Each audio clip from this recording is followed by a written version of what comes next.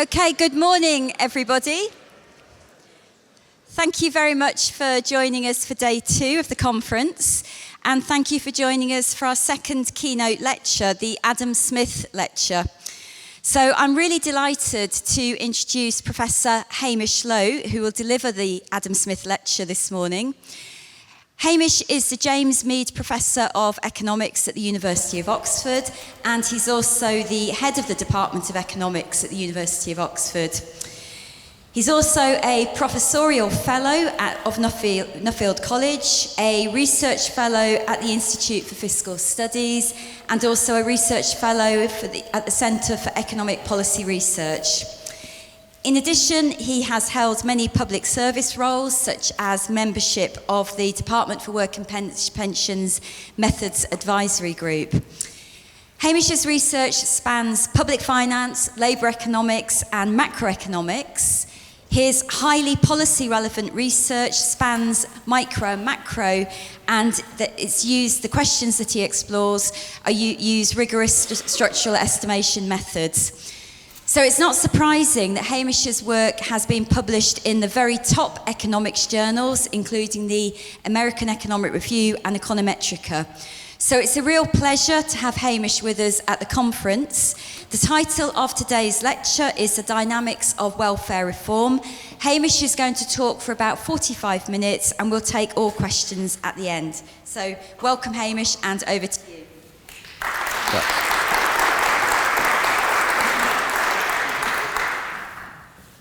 Thank you, Sarah, and thank you very much for having me here. It's a real honor to be here giving this lecture, and I'm very much looking forward to talking a little bit about some of my work and what I'm currently thinking. The other strange thing about this lecture is that my parents are here in the audience, which is I think the first time they've been to an economics seminar, so we'll see how that goes. It's certainly the first time they've seen me give a seminar. Okay, so what's this about? So first of all, this is joint work with some of my co-authors on different papers, Costas Magir, Luigi Pistaferi, and Alessandro Verena. And I really want to talk about different sort of papers which I've had with different combinations of them. So what's the motivation? Well, what I want to start by thinking about is kind of laying the scene of where welfare reform is coming in. In particular, if you think about over people's lifetimes, if you think about over their, both for families and individuals, they face different sorts of shocks over their lifetimes. I mean, you think about those shocks if in terms of more directly economic shocks, kind of wage shocks to productivity, to employment or unemployment. We can think about different sorts of shocks to health or to demographics. People's lifetimes are full of uncertainty, and they're full of risks about what happens to them as they progress. And that's an environment where it's actually very difficult for individuals to insure themselves. There's low probability of serious persistent shocks. So a health shock is a low probability event, but it's very serious when it happens. So it's very hard for individuals to self-insure. So that's where I think it's really important that we think about this question about what's the role of government, and how can the welfare state, wealth benefit system actually help insure against these sorts of risks. Now, so the key issue when we're thinking about this in general, and this is a kind of a standard old economics question, which is really about what are the impacts of that insurance provided by the government. And we can think about that, the impacts of that both in terms of incentive effects, but also more in terms of the insurance value or the redistributive benefits.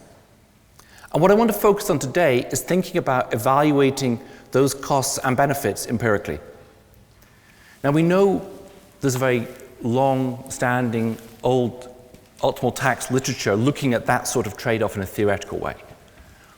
And there's a kind of now much more recent literature following Chetty and others, which is looking at using consumption as a sufficient statistic for what happens and how viable these systems are.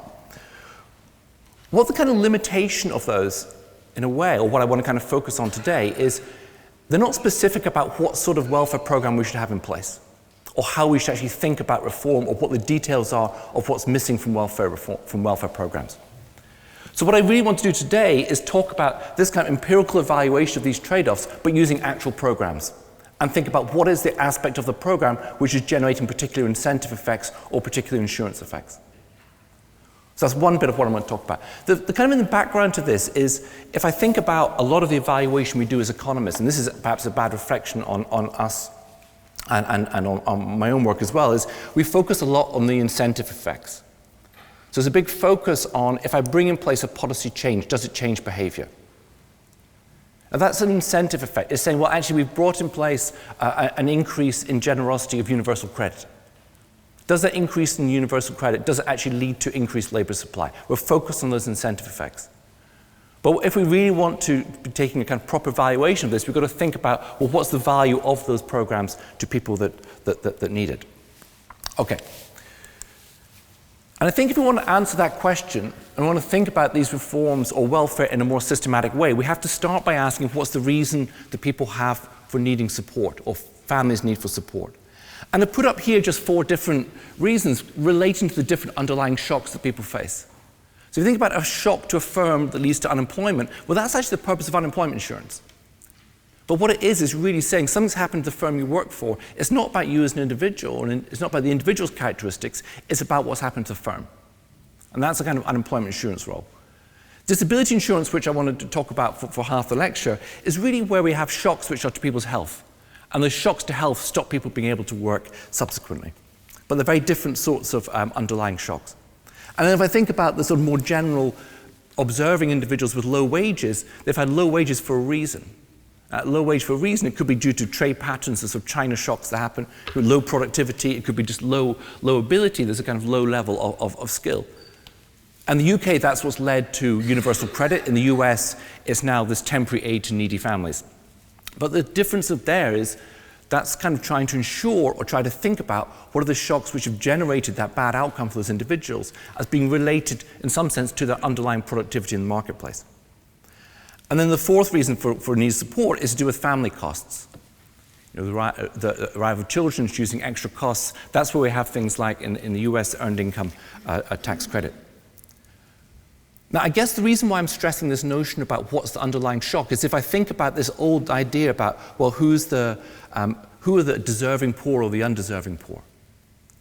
What we're really doing is we're labeling these different shocks, in some sense, according to whether people are deserving or not. And I want to kind of move away from that sort of language and think differently about how we value the insurance or the benefits of being insured.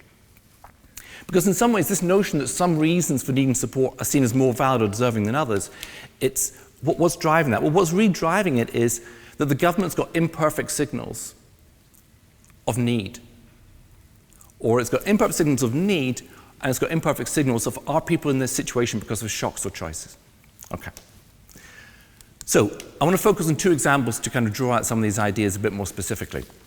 They're both examples from the US, which I'm using primarily because we had this discussion yesterday about data. I'm actually using US partly because of data reasons. But I'm going to give you, these are 2 examples I want to talk about. One is about just a straightforward reduction in welfare support. And this was brought in by Clinton in 1996. So a Democrat brought in this reform, which was introducing TANF, this temporary aid for needy families. Now, what it was restricting the length of time families could receive benefits for. Now, what that meant was families would fall into hard times where they were low wages and low income. And the shift was that rather than them receiving benefits for as long as the children were under 18, their benefits were only for a maximum of 5 years. Now, the aim behind that was about changing incentives. The aim behind the TANF, the Clinton reform, was about shifting the incentives for how people behave. And in particular, it was trying to cut the amount of benefits that were being used. It was about trying to increase employment, and it's about to reduce divorce and increase families staying together. So those were the aims. But the point you should ask yourself as soon as you see that these are the incentive effects being looked at is, does that actually increase people's welfare? Does it make people better off or worse off?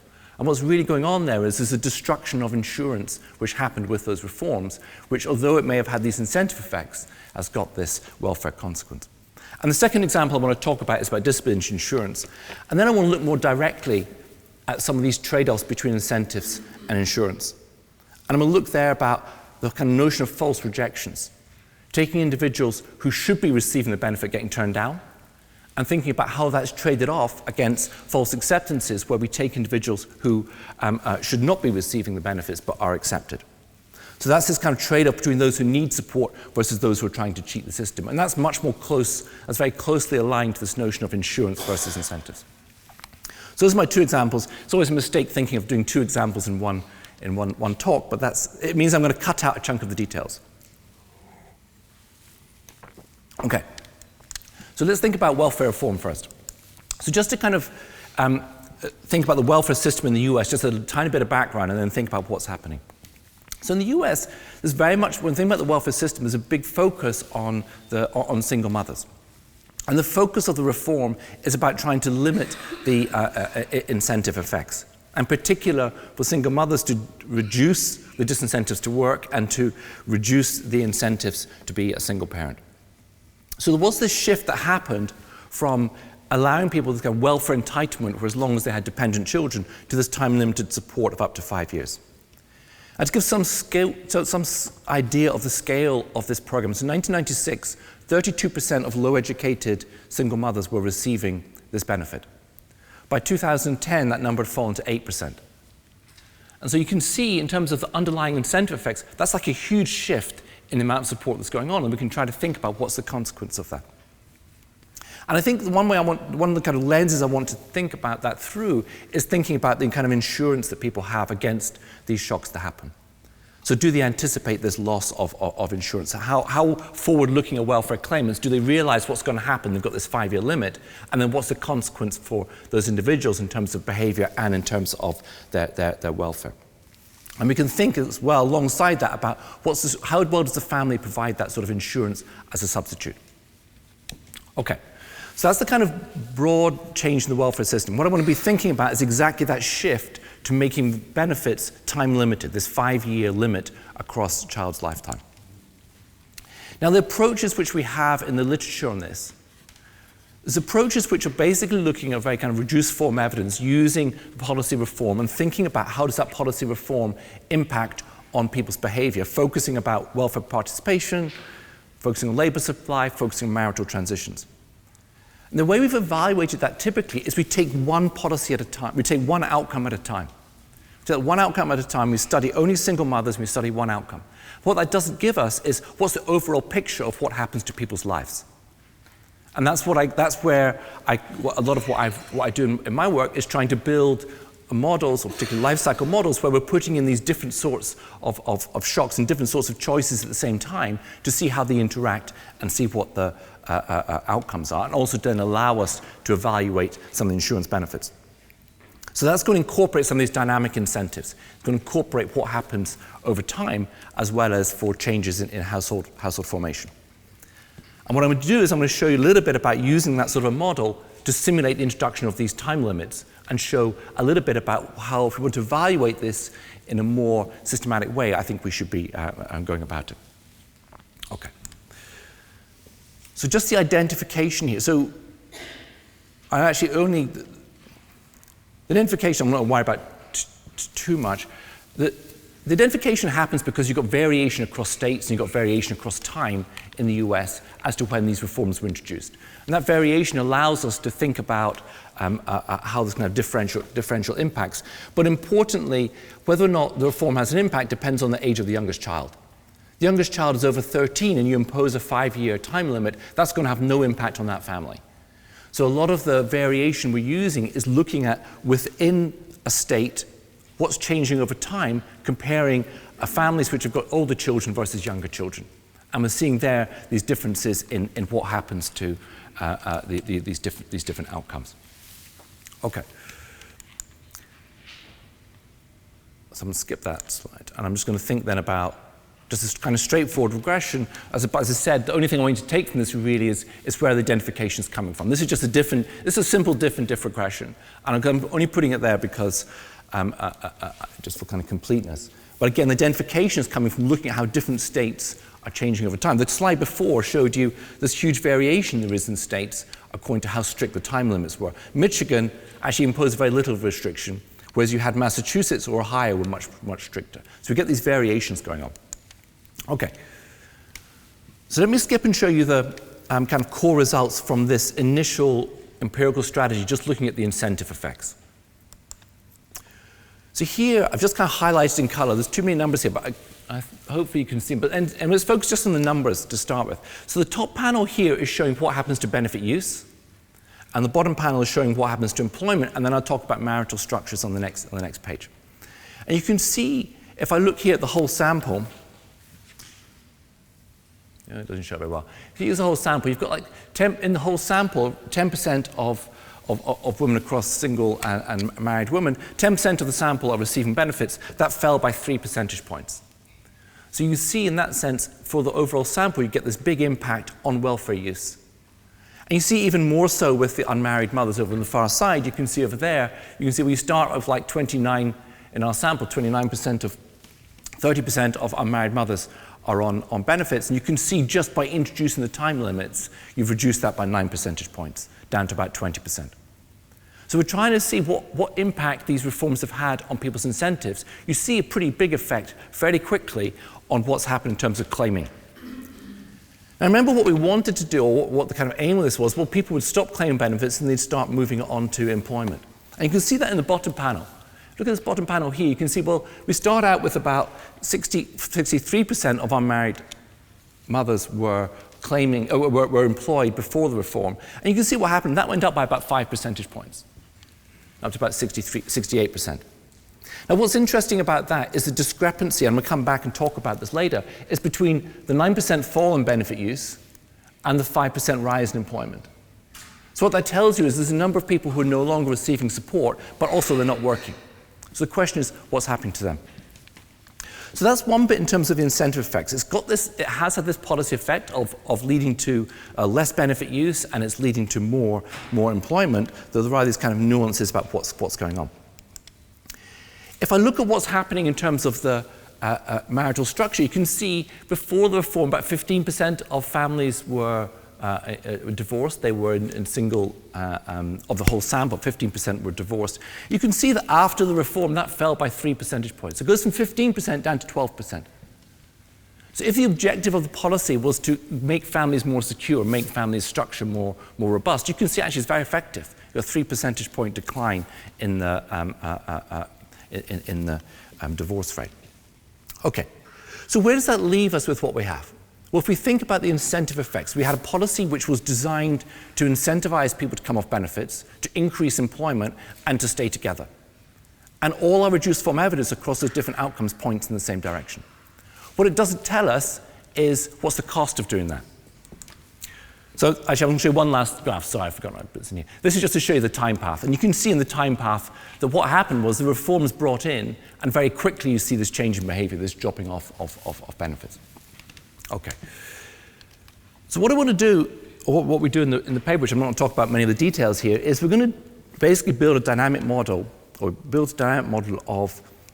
those different choices, of the choices about welfare use, about employment, marital structure. It's got this notion of dynamic incentives, which are pretty important because time limits are very much a dynamic aspect of people's decisions, and how forward-looking people are is a really important aspect of understanding their behavior. So we're going to build this kind of dynamic model, and I want to use it to understand how marital structure interacts with that social safety net, and what the impacts of those time limits are going to be. But in the background, it's about thinking of how do we evaluate those incentive effects compared to the insurance cost that's happened. Because basically what's gone on with the reform is a big reduction in the amount of insurance which is provided against the shocks that lead people into poverty. So just in terms of the kind of setup, I'm just going to have one very quick slide in this, just to say that I always think about these setups and saying, well, what are the choices we think individuals are making? What are the resources they've got? And what are the markets they're facing? And here the choices, well, the important aspects of this is this notion that people simultaneously making these choices. Making choices about family structure, making choices about benefit use, they're making choices about whether or not they're working, particularly whether or not women are working, and they're making choices about how much to save against their future risk. And then the resources they've got, they're going to have these different government programs and also have their own stochastic wages from both the man and the woman. I think it's important here that we're modeling and capturing the different welfare programs, partly because there's a lot of interaction between these programs. I'm not going to talk about that today, but one of the things that I think is pretty interesting is how we see this interaction between food stamps and the TANF program of how it changes the dynamics when we bring in these different levels of alternative programs. Okay. So we've built this model, we've estimated this model. I'm going to skip all that step, and I'm just going to look and think of what do we learn from this. And there's really three issues which I wanted to kind of touch on. The first one is how forward-looking is behavior, and that's tied into what's the sort of incentive effects which are going on here. Second thing is who loses? Who loses from this program and who gains more from the change? And then this notion of how important is family formation. So I'm going to take the model, I'm just going to simulate the transition following the welfare reform and think about these these really two questions. One is how forward-looking are individuals to try to get some of those dynamics of behavior.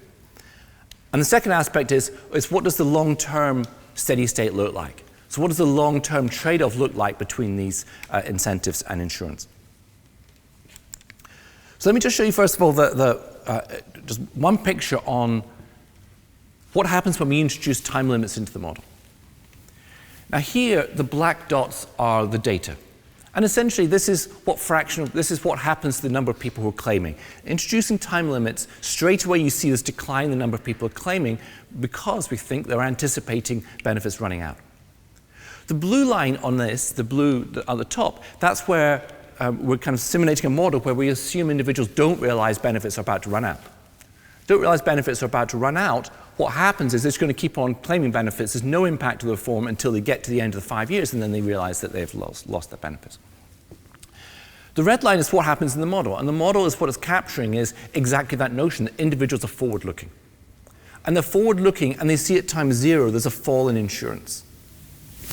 The fall in insurance is leading them straight away to cut the amount they're using benefits. It's straight away to think about what's actually happening in terms of when do they want to use their welfare.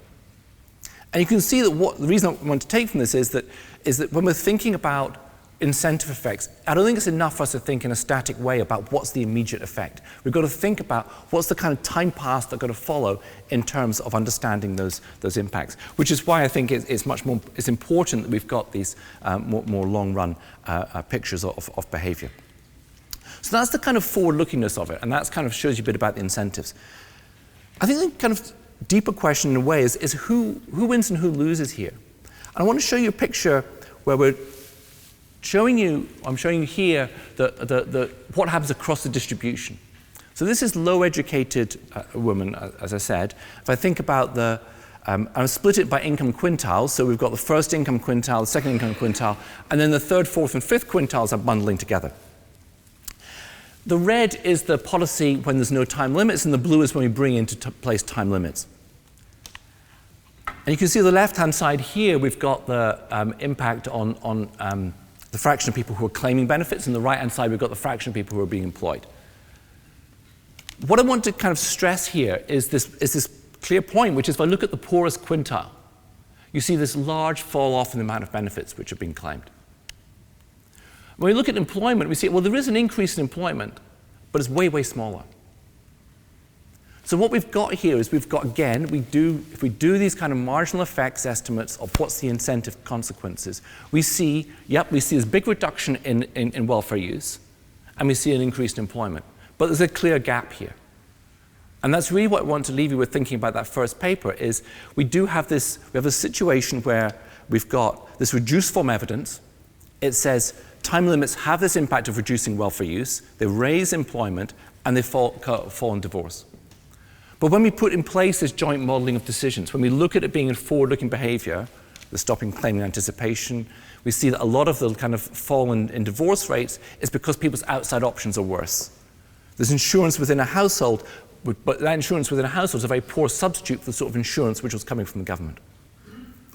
And the third point, just to take from that sort of model, is that the time limits are affecting the lowest quintile of productivity the most. So my overall conclusion from this is saying, well, we've got a policy here which satisfies the incentive objectives of the policy. It satisfies the idea of changing how people are behaving, but there's key groups that are worse off. And it's really hard to draw any conclusion from looking at this other than this was just an attempt to damage the insurance for certain groups of the population. I'm not saying that's a wrong or a right objective, but I'm saying we should be kind of upfront about those objectives, and we should be evaluating policies in light of what objectives does that imply. Okay. So what I want to do is now turn to my second example, which is about disability insurance. In some ways, it's very similar, in that you can see something's happened in people's lives. Something's happened in their lives that's led them to not be able to work. And again, but by providing insurance against that possibility, providing insurance to people who are not able to work, also causes other people who are still able to work to pretend that they are able to, or that they need the benefits. Okay, so what disability insurance is aimed at is aimed at or ensuring the risk of health shocks that limit the ability to work. So households have or individual has a health shock that stops them being able to work, and then the government is providing some sort of insurance against that. It's very hard for the private sector to step in at that point. So the aim of that disability insurance, and in the UK this is the supplementary part of universal credit, previously employment support allowance, but disability insurance I'm going to use as a broad term. But the aim of the disability insurance is to replace that lost income. Now you can see why that's an attractive thing to people that don't want to work. Now it's a substantial program. In the US, it's about 4.5% of the working age population is in receipt of disability insurance. In the UK, it's about 6%. So this is a substantial program going on, and we want to be thinking about how can we evaluate it in terms of the insurance and the incentive effects. So we should ask this question about what are the trade-offs that are being made between insuring those who need the help against stopping others from getting help who don't need it. So here's a very kind of clear-cut sort of incentive effect. So again, if I look at the literature on this, the economics literature in particular, the number of papers that are written, if I look at the blue set of papers, how important are the disincentive effects caused by the government program, there's a whole bunch of papers gone on over the last sort of 40 years. It's a kind of very active sort of literature trying to measure those incentive effects of bringing in the disability insurance program or extending the disability insurance program on people's outcomes. There's relatively little about how viable is the program. A little bit of the earlier work I did with Luigi Pistafari has done some of that. But it's a much, much smaller literature. And what I want to do today is think about, well, we've got this notion of being a value of the program, and we've got a notion of the disincentive effects. I want to think about, well, what's the trade-off? And the clearest way of thinking about the trade-off is thinking about the errors that are made in the award process. And I want to contrast these two sorts of errors that can be made. So one is an error of false rejections. False rejections are where people who are genuinely in need apply for the benefits and get turned down.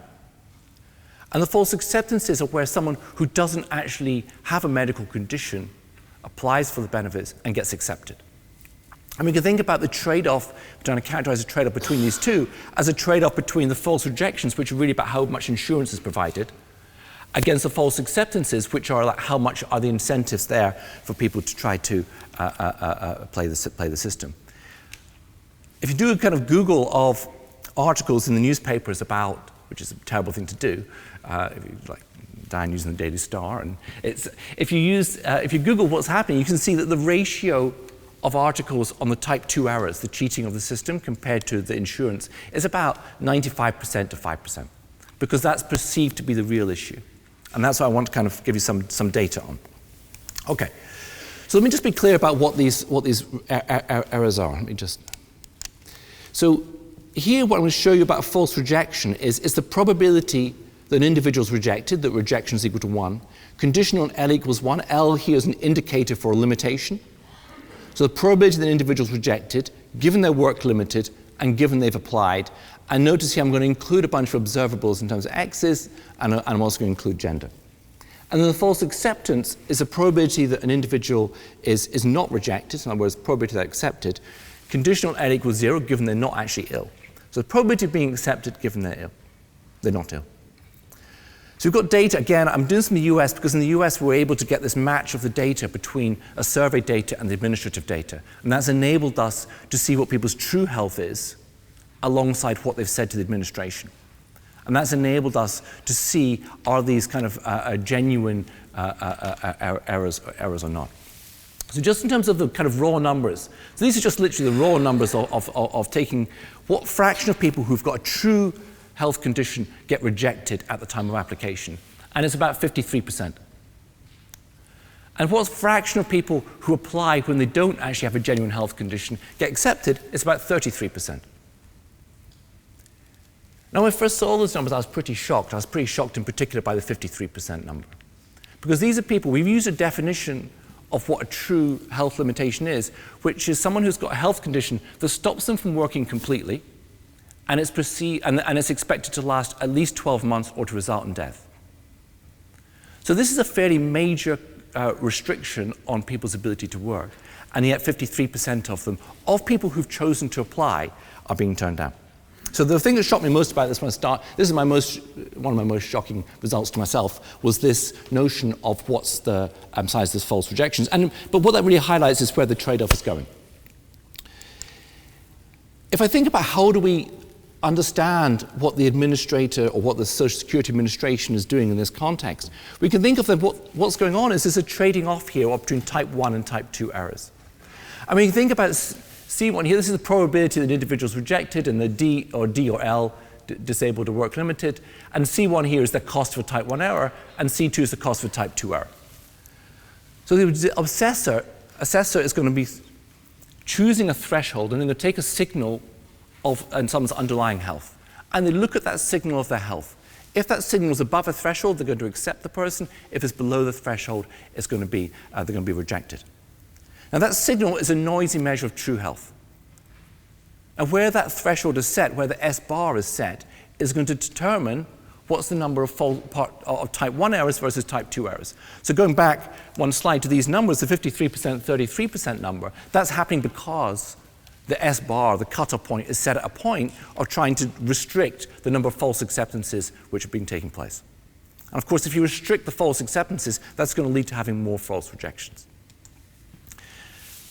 So the red bullet point here, just to kind of highlight that what's going on in terms of thinking about the objectives, is really how many false rejections are reasonable to keep the false acceptances down. How high a price is the administrator willing to pay? And I think what struck me most, or what we were looking at this in more detail, was that cutoff, that S bar, the willingness to trade off type 1 versus type 2 errors, is gender specific. So when we actually look there at what's happening in terms of how that the administrator is assessing how willing are they to pay an insurance cost to reduce incentives, it turns out it's very gender specific. I'm going to give you a sense of the magnitudes. Again, these are in just the raw numbers. So for men, the trade-off is, 42% of false rejections against 37% of false acceptances. So you can see, there's a high level of false acceptances going on, and there are still false rejections. You could say it's a not very accurate program. But what's most striking is when we look at the numbers for women, where the false rejection rate is about 60%. And the 60% false rejection rate and the false acceptance rate is lower, it's at 30%. So what this says straight away, in that kind of just reduced form, simple descriptive way of looking at this, is that this is a very different trade-off being made between incentives and insurance for men versus women in this particular program. But for me, it also kind of highlights the importance of not just looking at the incentive effects on their own, it's looking at what's the actual trade-off going on. Who's going to win and who's going to lose? How do we actually think about that trade-off? Of course, this is just the raw numbers. It doesn't tell us, I wouldn't expect you to take this as being the final word on what's actually going on. I want to give you a little bit more evidence to try and show what's happening. The natural things to ask would be, is this about men and women having different sorts of health conditions or doing different sorts of jobs? I'm going to do this properly in terms of regression analysis, but I just want to show you these couple of pictures just to give an idea of what's happening. But look on the left-hand picture here.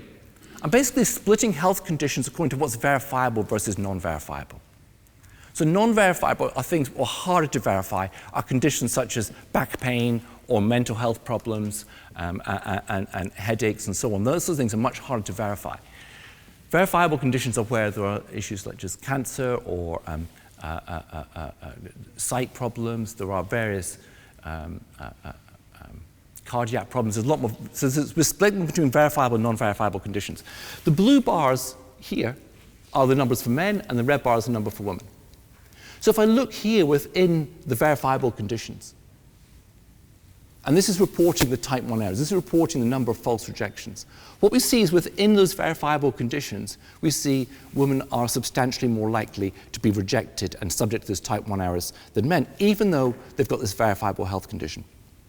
If it's non-verifiable, the difference is even greater. But my point I want to make is this is not about differences in the health condition. This is about something to do with something else that's going on. And then if I do the same thing looking at occupations, and I can just, there's different ways of doing this, and we can, and again, I can show some more in regression form in just a second, but essentially we're splitting the occupations by occupations which are more female-dominated, which tend to be more service-orientated occupations, or occupations which are more male-dominated tend to be more sort of construction, physical occupations. And you can see, again, even looking within occupation, we see this big gender difference. So this is where we start to see this. We start to think, well, actually, there's something systematic that's going on in the way that the trade-offs are being made between insurance and incentives, which are not to do with these observables. Okay. Just to completeness, just to show you that once we do all the controls and do this by regression, we can see once we're controlling for all the different descriptors of health, like detailed control for what occupations people are in, there's very little change in what's happening. The women are still having these higher type 1 errors. These are 13 percentage points higher, even once we've controlled for occupation and health condition. And the type 2 errors, again, are about 8 percentage points lower. So we're getting these very systematic effects even when we are controlling for a whole lot of observables and a whole lot of characteristics which we think might be driving things.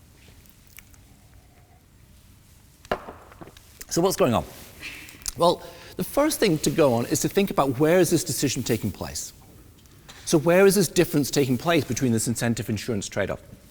And here this is showing you that there's two different points which the decision can be made. A decision can be made in evaluating someone's medical condition, and a decision can be made to evaluate whether there's residual functional capacity. Is the individual, given their health condition, able to keep working in some form? And what this shows you is that the discrimination or the increase in rejection rates for women is all happening at that residual capacity. So what does that mean? That means in terms of the assessment of health, you've got a man and woman who've got the same health condition. They're evaluated in terms of their health the same.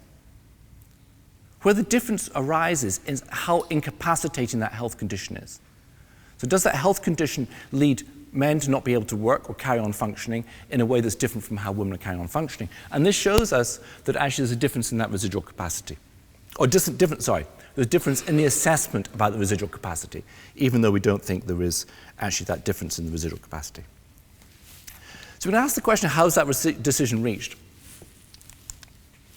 And just to think about what these three different sorts of discrimination that can be taking place. So one is, it could just be the difference in observables. It could be that women are younger, it could be that they're in different occupations, it could be difference in observables, and that's leading us to think about the differences in the functional capacity. There could be some form of statistical discrimination such that, for instance, it could be that women are making different assessments about whether they're work limited. It could be that women are applying for help more readily, and there's an underlying distribution of their health conditions may be different.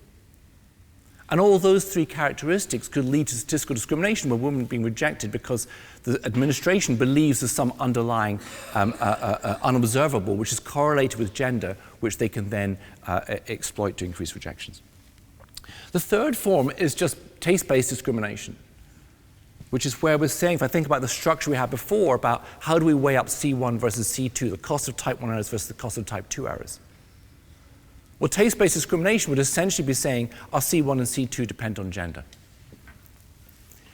And what I want to show you, or what our conclusion, because I'm going to run out of time, our conclusion is essentially taste-based discrimination, this C1 and C2 depending on gender, is driving a large part of the results. And then I'm going to show you that in one slide, and I'm going to talk quickly about what can be done about it, and then I'll conclude. So this is just to show decomposing the type 1 error differences. If you look at the first line here, that's showing us, well, what's the type 1 errors among, this is once we've done a whole bunch of controls and so on. So what's the type 1 errors among women? It's about 62%. For men, it's about 50%. So overall, 57% of people in the sample are being rejected when they shouldn't be rejected.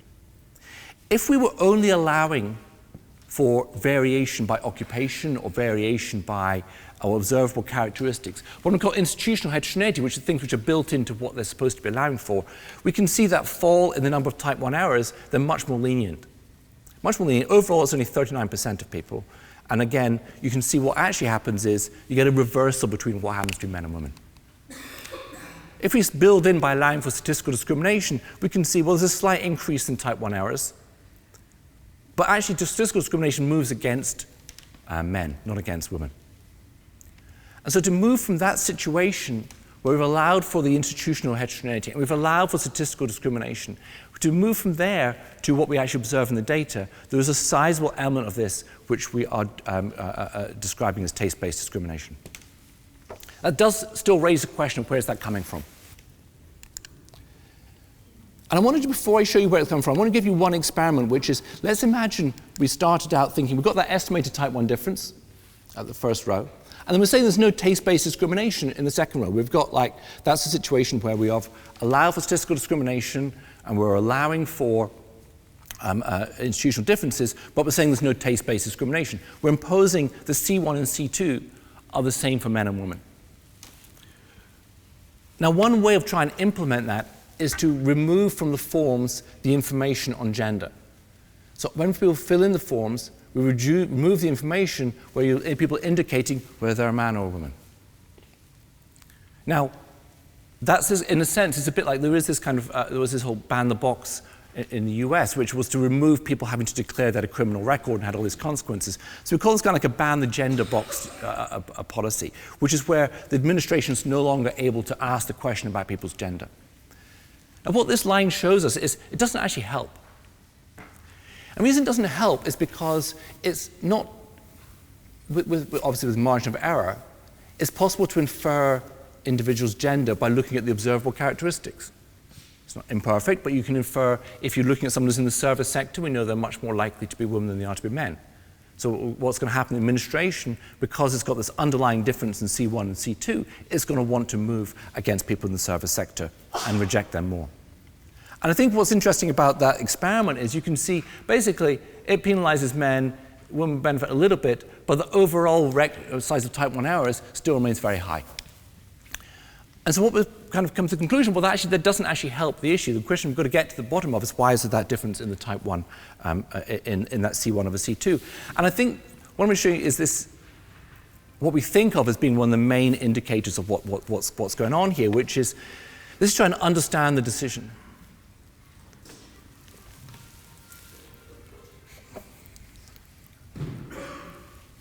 So okay, it means I can have a glass of water. Okay, so this is one of the forms that what the applicants have to fill in. And I know it's too small, but I want to just read out a couple of the questions from it. Well, one question is, these people have applied. From the time you get up until going to bed, can you describe what you do? Do you take care of anyone else, such as a wife or husband, children, grandchildren, parents, friends, or others? Do you take care of pets or other animals? Does anyone help you care for pets or for other people or animals? If you do any shopping, how do you do the shopping? And describe what you shop for. These are questions which are designed to establish whether or not there's residual capacity. And they're taken as evidence. If you answer these questions, well, from the time I get up until I go to bed, I a bunch of cleaning, I go and do the shopping, I help look after my grandchildren, and I help look after my dog. Or I take my dog for a walk. Then that's interpreted as evidence of residual capacity. Now, the reason why we think this is causing problems is because there's very clear gender norms around some of these questions. And so what we think happens is that these answers to these questions are interpreted as being evidence of functional capacity.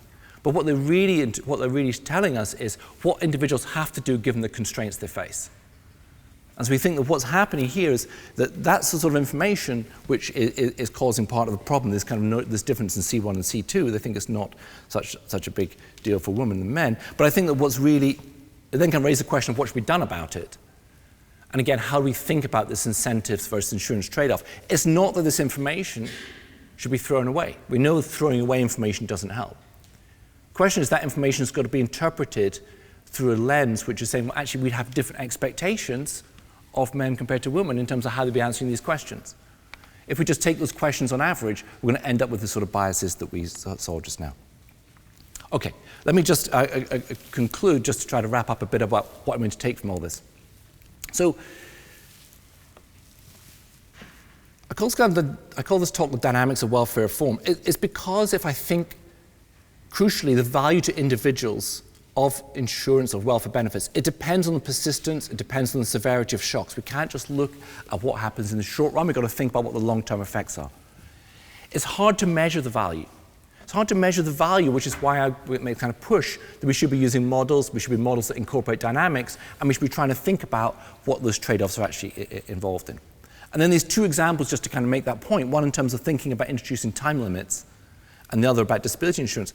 On the time limits, the point I want to kind of stress is this is where the policy fulfilled the incentive effects which were intended. It led to a reduction in welfare use. It led to a rise in employment. It led to a fall in divorce. It had those intended effects. But at the same time, those who value the insurance the most stop receiving the insurance. Now, maybe that's a trade-off we want to make, but I think we've got to be explicit in the evaluation that that's the way we're making that trade-off. And then with disability insurance, this is a situation where the health shocks, they're permanent, they're important. We're thinking about how we're trading off insurance versus incentives. And I think there's 2 points I want to take from that. One is that those false rejections are substantial. Those false rejections of people who should be getting the benefits, 53% on average. That's a substantial number of people who should be receiving benefits who are not receiving it.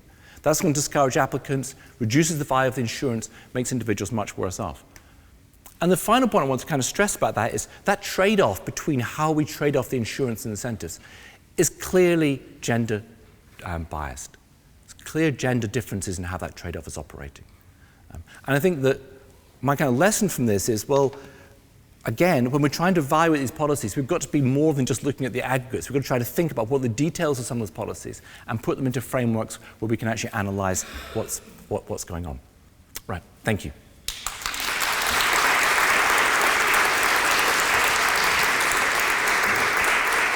Many thanks, Hamish, for an excellent talk. So we have time for questions. So we've got our hands right up the back there.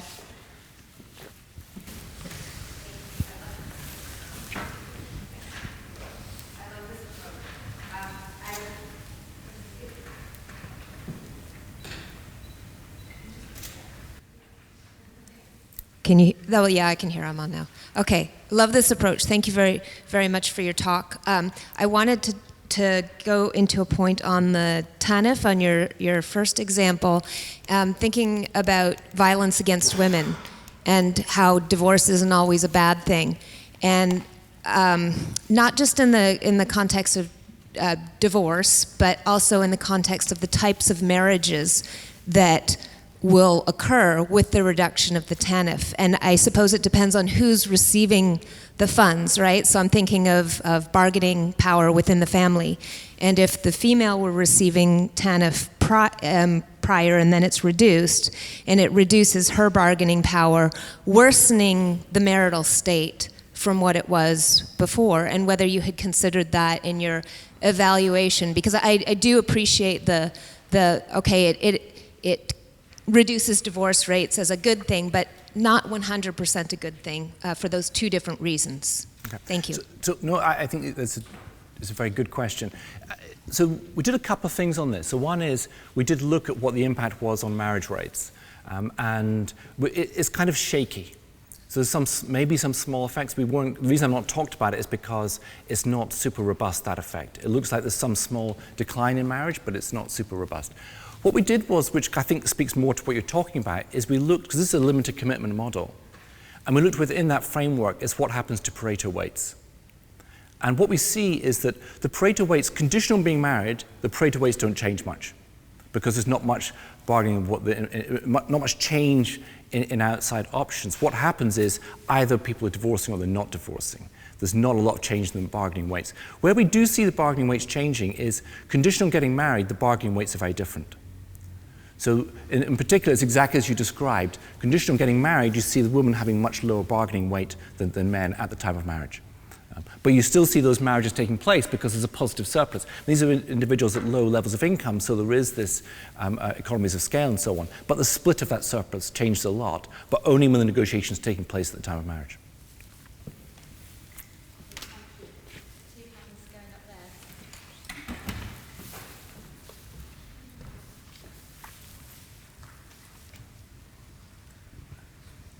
Yes, thank you very much for the talk.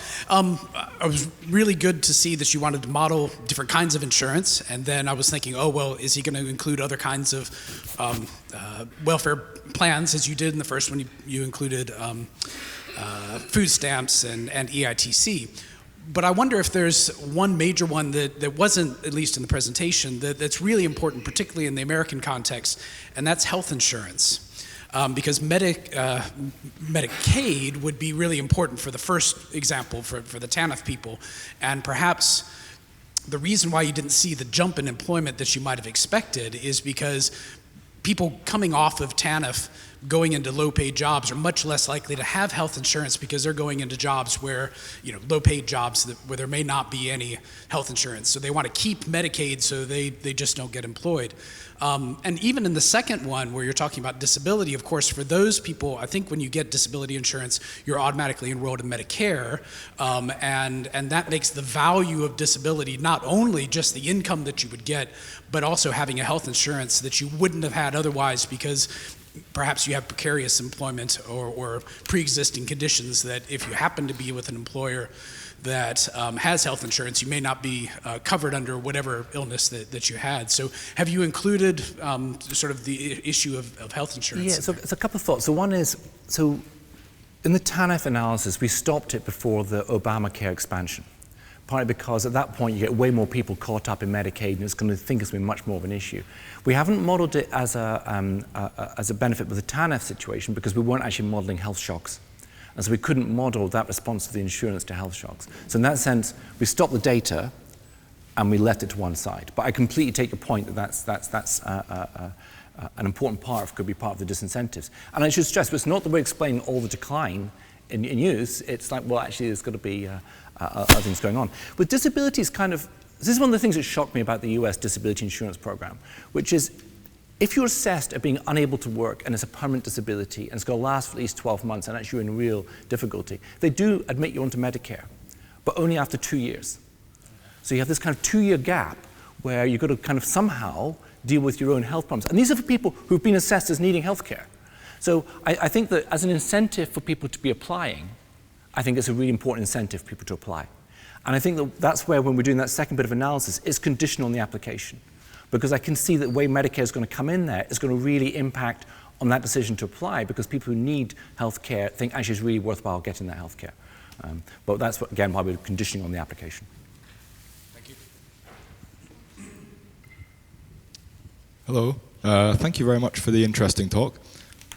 So I'm curious about how you measure illness, and in particular, what information do you have that the state doesn't have? If they can, if you know who's ill, then why can't they just get this perfect assignment of disability benefits?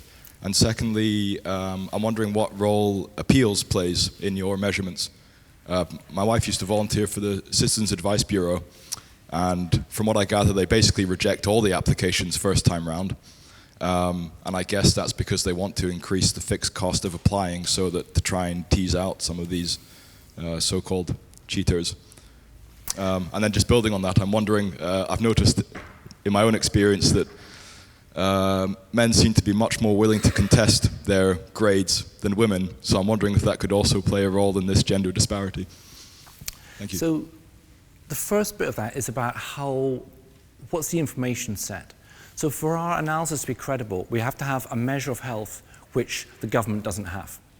And because it's in a survey, there's no financial incentives attached to the way people respond on their health condition in that survey. So I can respond saying, I've got no pain at all. And there's no financial consequences of that. And that's private information that goes between me and the surveyor. Now, that's different from what the individual is going to say to the government, because at that point there's a financial incentive. So for this to be credible, what's really important is that there is that kind of block that what we observe in terms of the survey and in terms of the administration doesn't observe the truth. So I think it's really important that we kind of stick to that. Now the second part, so can you remind me the second part of your question? It was about the role of appeals in your Oh yes, measurement. of course. No, thank you. And there's a good point about appeals. So appeals are a big part of the US. I mean, you can see the acceptance rate in the first round is about 40%. Now, so you got 60% of people who rejected first time round. About half of them appeal. And of the half that appeal, 2/3 end up getting accepted. So there is this appeal process which leads people to end up getting accepted into the program. Now the reason why that's still problematic was two reasons. One is because of the self-selection to who appeals. And the second is the length of time. Because each time people are going through this process, that means they're more and more time out of the labour force, which I'm not talking about today, but you can see the impact that has on the subsequent labour market outcomes. The average length of time for going through an appeal process to success is 800 days. So if you think about from first application to final decision, so that's 800 days. If you're rejected at that point, you've been out of the labour force for 800 days. That's like a long time in terms of your damage to your skills. So I think that's where it does undo part of the type 1 errors that are happening, but at a cost. Thank you. So one last question down the front here. Sorry, making it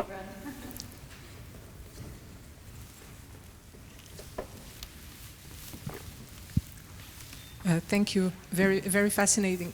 I was just wondering for the UK case whether you capture individuals who do not manage to fill the form because it's digital, it's online, they have no access to the computer. I'm just thinking of this movie by Ken Loach where this guy basically doesn't manage to fill out the form, and what are the percentages of the data in the data of people who actually don't even manage to fill these forms? Thanks. So I think it's a completely crucial question here. I mean, the sample we're using with disability is of people who've successfully completed the forms. So if you think about the kind of cost of the system, it's an underestimate of the cost because of people who are discouraged from applying, or actually also people who have tried to apply but they filled the forms in wrong. So I wish I had a way of actually quantifying how big of an effect that is, but we don't. What we do know is we do know about who claims to have applied and who we actually see in the Social Security records. And so about 5% of people who say they've applied don't actually show up in those records, which means they've been turned down as not having filled the paperwork in properly. So I think it's a really important part of it, but we don't have any decent evidence on it. I think where it also feeds into is this issue you're raising about digitalization, which is clear that the DWP in the UK has moved increasingly towards digitalization of these forms, which does restrict who's actually going to have access. And particular, I think one of the real concerns must be when there's mental health issues and that ability to actually engage properly with the process, which is a fairly cumbersome, long process. But do we have actually reliable ways of getting at that? We don't. And part of the reason for that is because we don't actually have similar evidence in the UK that we have in the US about how effective these programs are. So many thanks, Hamish, once again for a fantastic talk, for getting through both examples brilliantly. We have a little gift for you. You enter our club with another piece of the official Adam Smith tartan on behalf of the Scottish Economic Society. So many thanks. Thank you.